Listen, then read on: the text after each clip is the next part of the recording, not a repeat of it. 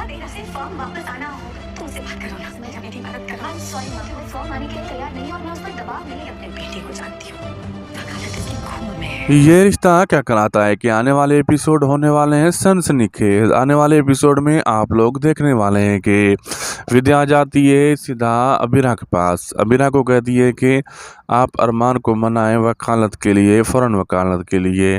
और अबीरा कहती है मैं माँ उस पर दबाव नहीं डाल सकती वकालत के लिए। और विद्या कहती है ये अरमान के खून में ही वकालत है, तुम देख लेना अरमान फिर से वकालत शुरू करेगा। और विद्या कहती है ये सा हो अच्छी बात है पर मैं उस पर दबाव नहीं डाल सकती। आने वाले एपिसोड होने वाले हैं और भी ज़्यादा ज़बरदस्त। वीडियो चलेगी तो लाइक शेयर सब्सक्राइब करना ना भूलिएगा।